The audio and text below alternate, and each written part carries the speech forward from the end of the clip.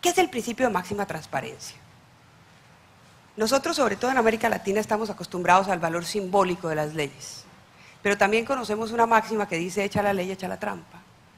La excepción se convierte en regla. Bueno, pues no puede ser así. No puede ser así. Tenemos que cambiar esta cultura del incumplimiento de la ley. La ley de acceso a la información y el principio de máxima transparencia nos obligan a que la regla sea la transparencia. Eso tiene que ser la regla. Eso es lo que nos tenemos que meter en nuestro ADN cultural. La transparencia es el mejor antídoto contra la corrupción y contra el autoritarismo, porque claro que es mucho más difícil ser corruptos cuando todo es transparente y cuando tienen que entregar la información a tiempo. Claro que es mucho más difícil violar los derechos humanos cuando todo el mundo los está viendo. Entonces eso tiene que entrar en nuestro ADN y es difícil. Y es difícil porque hay estructuras resistentes a la transparencia. Y el principio de buena fe, ¿qué significa el principio de buena fe? Que no podemos aplicar e interpretar la ley para violar su espíritu. Eso quiere decir el principio de buena fe. Que no nos pueden decir: no, en esta ventanilla no vayas, a la ventanilla al lado, a la de más allá. No, doctora, mire, pero es que no, pero es que las copias le van a costar $1.000.000. Pues claro que si las copias cuestan una fortuna, pues nadie va a poder pedir información, ¿cierto? El principio de buena fe significa: hagámoslo bien. Un grupo de ciudadanos pregunta cuál es el salario del Contralor General de la Nación en un estado. Y la Corte Suprema de Justicia le contesta: ¿y usted para qué quiere saber eso? Y entonces ellos dicen: pues porque se lo está pagando con mis impuestos. No. ¿Cuál es su interés? Porque yo entregarle esta información para que usted haga oposición, si no. Bueno, pero es decir, pues claro que usted tiene que entregar esa información. Si la información es buena, no le van a hacer oposición. Si le van a hacer mala, pues le van a hacer oposición. Y si le hacen oposición, defiéndase. Eso es una democracia. ¿Cómo que es que yo no entrego la información porque entonces la utilizan contra mí? Pues es que usted tiene que entregar la información justamente porque tiene que poderse defender a partir de esa información.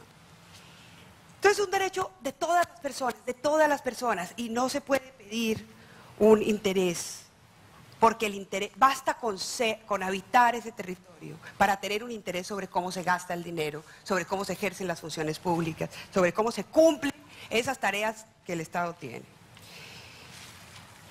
Tercero, todas las autoridades y todas las personas que ejecutan recursos públicos y todas las personas que cumplan funciones públicas están sometidas al derecho de acceso a la información. No hay excepciones. Aquí no hay coronita, porque gastan plata de todos, porque cumplen funciones para satisfacer los derechos de todos. Ahora, hay unas excepciones del derecho de acceso que se aplican transversalmente, de las cuales vamos a hablar ahorita un poquito más adelante. Cuarto, debe existir un mecanismo adecuado de petición y respuesta. Debe existir un mecanismo al cual la gente pueda acceder rápido. Si yo tengo que llenar un formulario de 300 páginas cada vez que quiero solicitar información, no hay un mecanismo adecuado de petición y respuesta. El mecanismo tiene que servir además para que la respuesta sea una respuesta oportuna, completa y accesible. Son las 3 palabras que utiliza la Comisión: oportuna, completa y accesible. Si una comunidad indígena pide una información sobre el impacto ambiental en su territorio, no le pueden entregar fórmulas químicas. Tienen que entregarle información accesible. La información tiene que ser completa y la información tiene que ser oportuna. Y para eso tiene que existir un recurso que tenga plazos razonables, un recurso que tenga un trámite fácil, un recurso que no sea oneroso, para que todas las personas puedan acceder y no haya barreras de acceso y las personas tengan que contratar firmas costosísimas, sofisticadísimas de abogados para poder acceder a una información que necesitan, por ejemplo, para ejercer sus derechos fundamentales.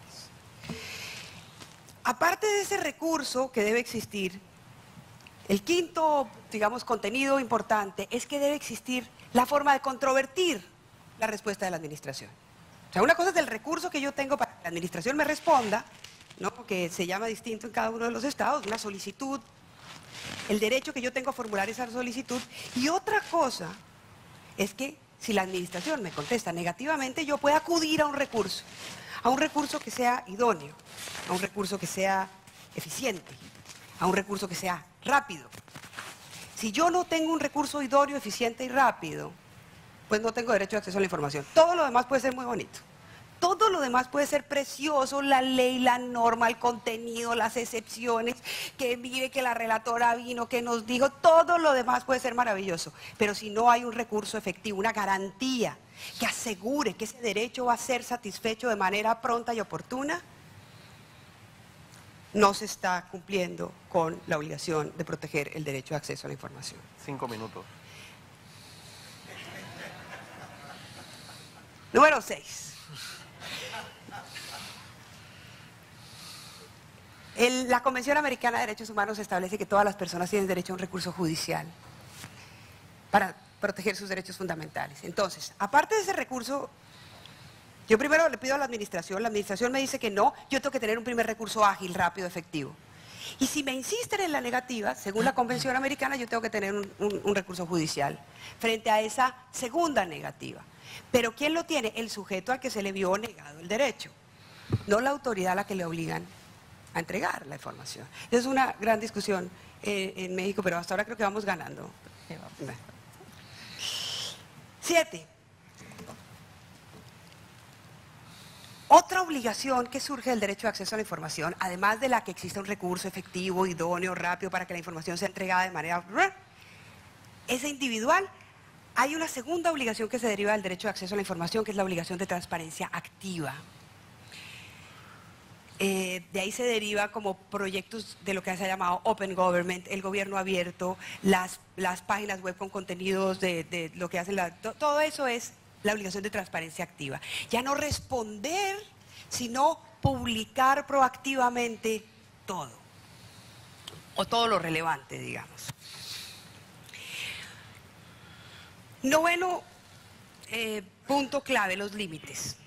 El derecho de acceso a la información tiene límites, como tienen límites todos los derechos humanos, por supuesto que tiene límites. Si la policía está haciendo un operativo para capturar a unos bandidos que tienen secuestrada a una gente, pues no vamos a ir a decirles que cuál es el operativo, ¿cierto? Todos estaremos de acuerdo en que eso no nos lo tienen que entregar.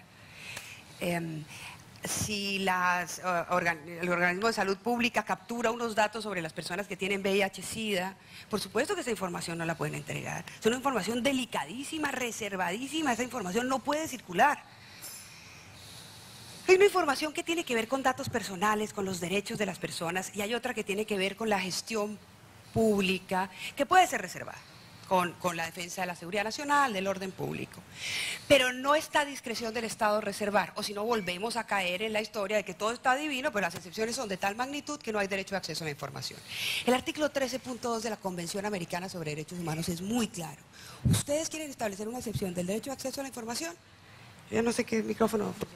Ya estoy a punto de terminar. Tiene que estar en una ley.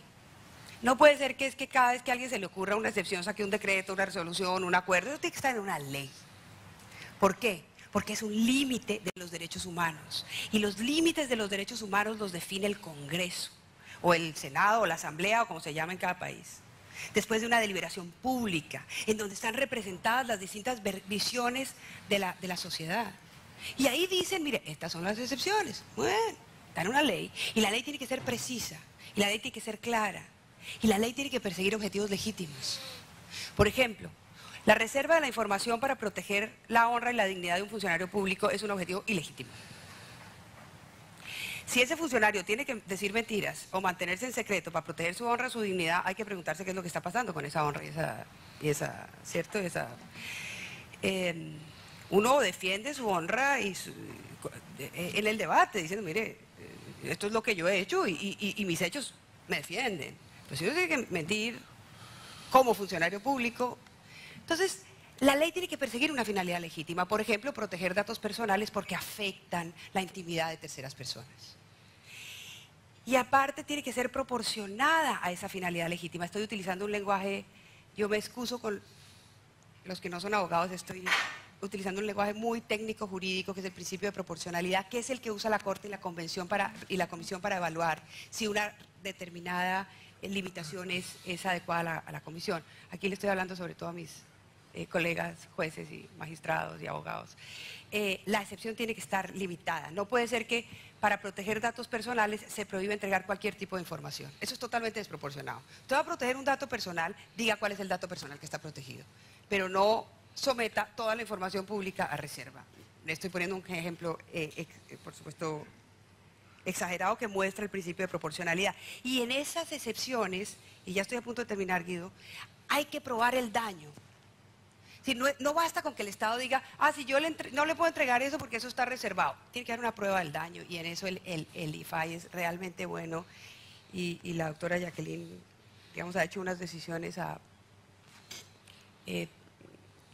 elaborado, se podría decir, o firmado, unas decisiones extraordinarias sobre la prueba del daño, que yo creo que vale la pena conocer.